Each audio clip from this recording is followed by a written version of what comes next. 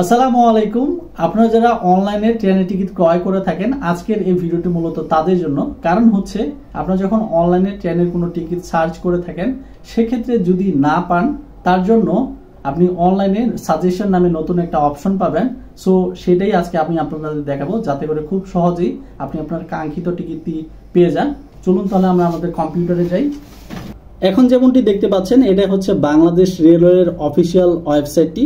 So এই ওয়েবসাইটের লিঙ্কটি আমার ভিডিও ডেসক্রিপশনে দেওয়া থাকবে, আপনি যদি এই ওয়েবসাইটটি না পান। তো যেমনটি দেখতে পাচ্ছেন, আপনি কোথা থেকে কোথায় যাবেন, যেমন এখানে ফর্ম আছে, ফর্মে ঢাকা দেওয়া আছে। সাপোজ আমি যাব নেত্রকোনা, সো আমি নেত্রকোনা এখানে সিলেক্ট করছি।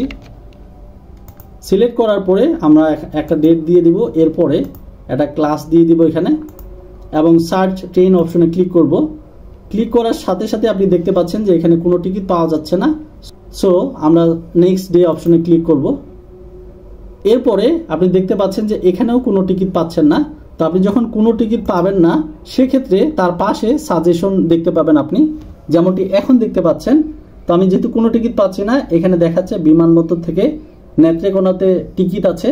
সো আমি যদি সার্চ অপশনে ক্লিক করি, এই সাজেশন এবং এছাড়াও আরও বেশ কিছু সাজেশন আছে। সো আমি প্রথমটিতে ক্লিক করছি। ক্লিক করার সাথে সাথে দেখতে পাচ্ছেন যে 30 জানুয়ারির দুটি টিকিট আছে। সো আপনি এখান থেকে আপনার কাঙ্ক্ষিত টিকিটটি কেটে নিতে পারেন। এভাবে খুব সহজে নতুন যে ফিচারটি অ্যাড করেছে ওয়েবসাইটে, তার মাধ্যমে আপনি খুব সহজেই আপনার কাঙ্ক্ষিত টিকিটগুলো পেতে পারেন এবং কেটে নিতে পারেন অনলাইনে। আই হোপ আমার এই ভিডিওটি আপনাদের জন্য ইনফরমেটিভ ছিল। যদি আমার এই ভিডিওটি আপনাদের ভালো লেগে থাকে, তাহলে অবশ্যই চ্যানেলটি লাইক, কমেন্ট এবং সাবস্ক্রাইব করে রাখুন পরবর্তী ভিডিওগুলো পাওয়ার জন্য। আসসালামু আলাইকুম।